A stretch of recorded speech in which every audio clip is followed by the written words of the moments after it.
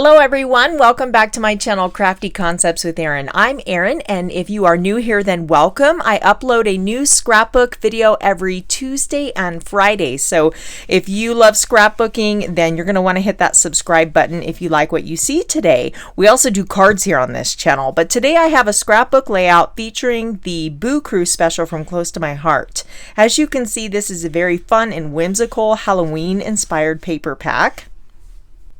Now I've already cut into this paper pack, so that's why I have a couple half sheets here, but I have these adorable photos of my niece dressed up as what she calls a broken doll for Halloween. It's so cute. She has little like stitching marks on her skirt and on her tights there, and she has this fun pink heart, which is going to go perfectly because we have the wild berry color in this layout, and her hair's, it's a wig that's kind of this fun pinkish orange color. So these are going to be perfect for this paper pack. But what I'm going to do is actually pull out some of the papers. I'm not going to use the spiders or the orange gingham because I want to save that for another layout on another day. I have this super cute picture of my son when he was really little. We had made these spiders for Halloween. So I'm going to do that one, and I want to save these papers for that. So I pulled these to go with these photos along with some stamps. Along with the Boo Crew paper pack, there's a coordinating stamp and thin cuts. Everything with this greenish blue color has a coordinating thin cut die available. Too cute to spook, have a hauntingly happy Halloween and spooky season. So lots of fun images and title options on here. And then these are super popular. I know you guys are loving them. The months of the year, this is October. So again, more title options, all sorts of fun stamps to create our own embellishments. These are great if you make calendars or for just scrapbooking in general. Super fun. Look at that fun little border stamp across the bottom with candies there and a couple different spiders, spider web, the bat, lots of fun stuff there. And then I'm probably going to use this Perfectly Imperfect patterns. I love this. You guys are going to be seeing this one make an appearance often. So along with my stamp sets here, I have some remaining stickers from the coordinating sticker sheet that we'll probably be pulling in, and then this adorable little ghost sequins. Can you see like it's holographic, so super shiny little ghost characters there. So lots of fun stuff. The Boo Crew comes, you can get it as an entire kit, or you can just get pieces individually. So I'll have all the not all the descriptions, all the products I've used in today's layout in the description box below. So let me clear this up and we'll get started. I'm bringing in my VersaMat, so I have this nice surface to work on with the grid lines all the way around to help me get my paper straight. On the back of the VersaMat is a foam padding, which is perfect for doing stamping. It gives you a nice clear stamped impression when you stamp with the foam underneath your paper. So lots of great uses for this VersaMat. So we'll get that situated there. So I'm thinking I want to have a black background, so I'm going to go ahead and adhere that to my VersaMat. These are removable glue dots, or you can use off-brand washi tape, something that you just want to use up, or removable post-it tape, anything like that. So then I have a sheet of white daisy, and I'm thinking of doing like a maybe an 11-inch square in the center, so we have a nice wide margin all the way around. So let me bring in my pictures really quick here. I know I want these oriented kind of like this, I'm thinking. And what I'm envisioning is I could either do a title in this space here or a title here, and then kind of fill in the opposite with embellishments and some stamping. We're definitely going to do some stamping on today's layout. So let me go ahead and trim this paper down here. Okay, so I said 11-inch square. It's a 10-inch square, so that gives us a 1-inch margin all the way around. And then I'm going to bring back in my photos and just kind of make sure I'm happy with where those go. These were taken on a cell phone and they were cropped when my niece sent them to me. So that's why this one is sized the way it is. I pretty much, if I would have lost, the top or bottom of her if I had made it wide enough to match this one. So you work with what you've got, right? So I have Wildberry ink, which is the color of the year. It's so fun and pretty. And then we have the Perfectly Imperfect patterns. So I've already gone ahead and mounted a few of those on blocks just so we have a slight variation there. And then I'm going to just kind of basically mark where my photos are underneath just to give me a guide of where to put my color. And we're going to do some stamping on the background. And one kind of down here. Super rough outline there of the photos. Actually, I'm going to set those over there. I want to add color to the background with this Perfectly Imperfect pattern stamp. So I'm using my Wildberry ink. I'm doing second generation stamping. So I'm stamping it off once. You can see that's quite a bit darker. And I'm going to flip my VersaMat over since I'm doing this stamping. I want to take advantage of that foam backing there. So again, just stamp it off, kind of blotting it. Directly stamp it a second time. Again, that's called second generation. And I have a little air bubble in there. So I'm just popping that up and laying it down flat to get rid of that air bubble so it doesn't show up in my stamped image there.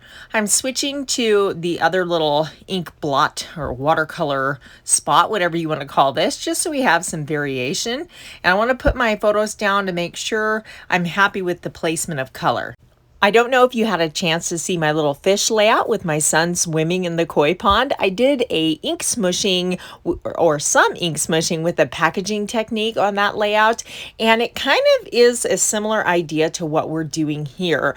But with the stamp, you have a lot more control over where that color goes, and it's really fun. I love this stamp. It's a great way to add some texture and some interest and little pops of color to draw your eye. So I love the way this is looking so far, and I might need to extend that ink later as we bring in our embellishments, but we can always add more. We can't take it away. So I think I'll stick with that for now. Now, I'm pretty excited about these slim dies. I've actually not used them before. This will be my maiden voyage. They're brand new in the core catalog. So I have the classic font, and I know you guys have seen that one. Here it is. Up top is the slim dies, and they have numbers as well. So you've got all your numbers. And I really like how slim these are because you can fit a lot more letters, which really opens up some title options. This is about 2 inches tall, and they vary in width depending on the letter. I'm going to use the Wildberry glitter paper to die cut my letters for the title. Isn't that pretty? It's just so shiny.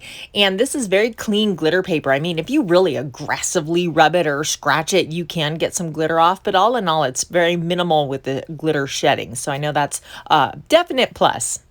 I'm pulling off the dies to spell out the word wicked. Originally, I was thinking I would say wicked cute, but there wasn't quite enough room to pull that title off, so we're just going with wicked. So I went ahead and die cut those off camera. I'll go ahead and put my dies back so I don't lose them. And then I'm going to overlap just the bottom of my photo with my letters here.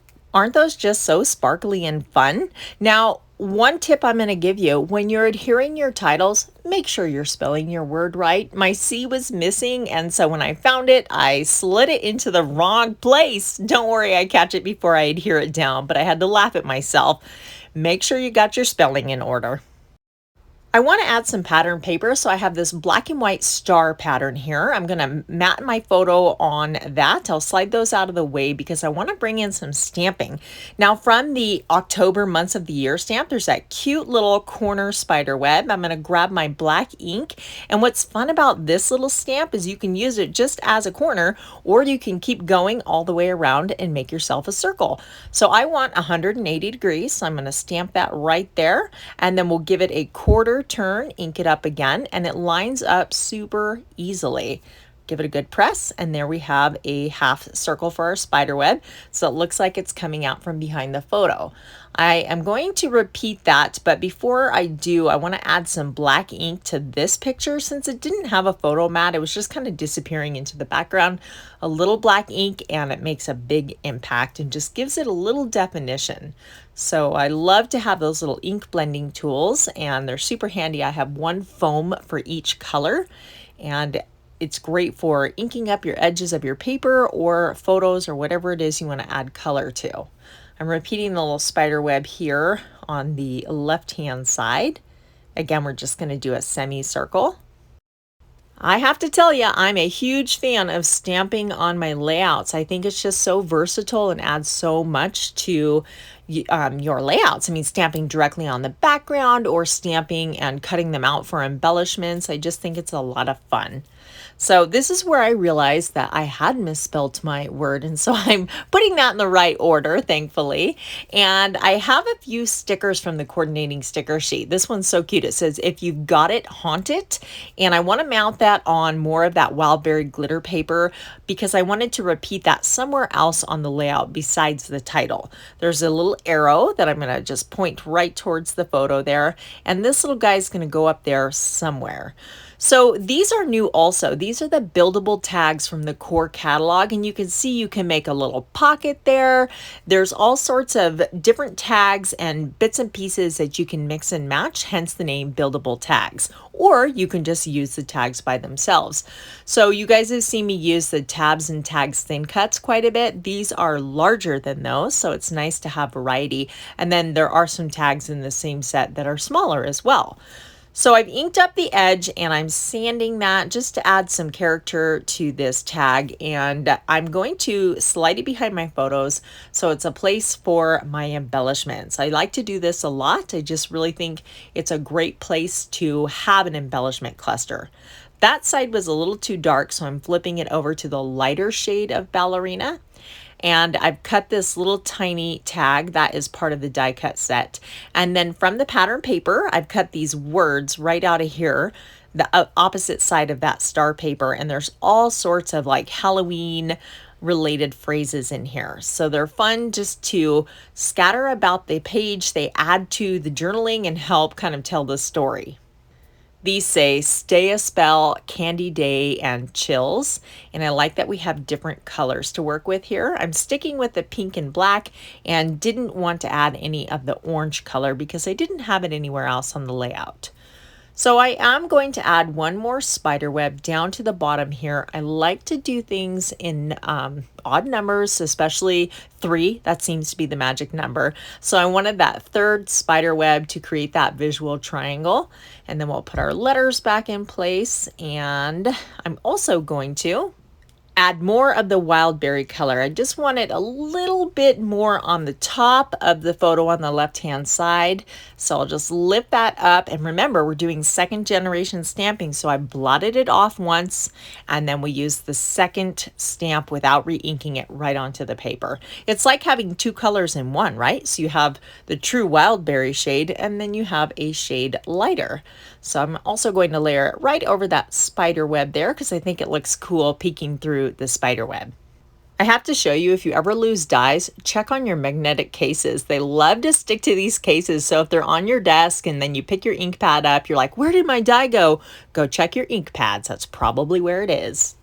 So I have this giant bag of scraps of ribbon that I totally need to organize one of these days, but I'm just pulling out some of this black ribbon here. I'm going to trim that off, and then I love to tie it with a piece of twine. So I'm just kind of envisioning what that might look like. I'm going to grab my white twine, wrap it around the base, and then tie a bow. You can tie a knot, you can tie a bow. I just really like the way this looks. I think it's fun and simple to do. I'm making a loop in each end and then wrapping them around each other. My tails are a little short, so I got to be careful not to pull those all the way through. And then we'll pull that tight, scoot it down, and fan out my top there. It's a little bit long, so I'm going to trim those down. I'm finally ready to get everything adhered down. So I have this Tombow liquid glue, and this works really well for your die cut letters.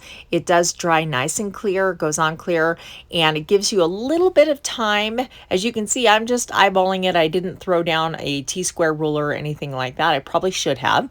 But again, with the liquid glue, you can kind of slide those into place. It is forgiving for a bit.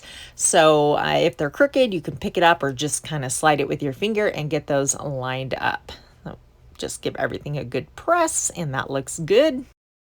I'm going to add a few enamel dots. Now stay tuned, because as I'm looking at this black cardstock base here, I'm thinking it's kind of like, meh, it needs something, it needs some character. So stay tuned to see what I do with that, just to give it a little wow factor.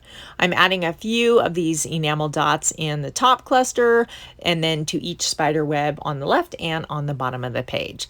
So I hadn't adhered this white piece down yet, so I can bring in my paper trimmer. You guys have seen me do this before. Close to my heart cardstock has a white core, so that is what makes this technique work. Now if you have a scoring board, you can totally use that, but I have my paper trimmer and an embossing stylus here. So I'm doing every half inch, I'm running down my paper trimmer with my embossing stylus and making a line. Don't press too hard, you can actually tear through your paper. I'm going to flip that over just to make it easier, and I'm basically making lines all the way across. While we need the white core for this technique, there is a new black cardstock that has a solid black core. It's like true black, and that's going to come in handy. So just be mindful that there are both options. So it has those lines on the background, and you know, they don't really show up too well. So where the magic comes in is when we sand it. This is an old school sanding block. It's no longer available, but any type of sandy paper will work, and we're going over and just hitting those raised edges that we embossed. I'm not worried about the middle, because that is not going to show once I put my paper on there. And then I'm going to go around and do the edges as well. We're ready to bring this back in, and how cool is that? It's subtle, but it really adds a lot of character, don't you think? So I wasn't quite done stamping. On this one here, the Boo Crew stamp, there's two little kind of funky stars. They're kind of just wonky and misshapen, couple different sizes, and I thought these would look fun kind of just scattered about the page. So I'll put some over here, and then I'm going to switch to the larger one and maybe add one up top here. Let me ink that up a little bit better. I think that looks cute. And then maybe put a smaller one right next to it. Maybe right there. And I'm going to repeat that. I like mixing the sizes in each cluster. So we'll put one right over here. And I'm thinking one on the right side as well. Ink that up. Give it a good press. There, just another fun little detail to find. So this layout is primarily done with cardstock and stamping. We have a little bit of pattern paper going on, and then of course that glitter paper makes a big impact. But really a lot of the embellishing is stamping and just colorful ink stamping on the background. I hope you guys were inspired by today's layout. I really appreciate you stopping by and spending time with me. Here's a few more videos I think you'll enjoy. Be sure to hit that subscribe button, and I will catch you guys next time. Bye!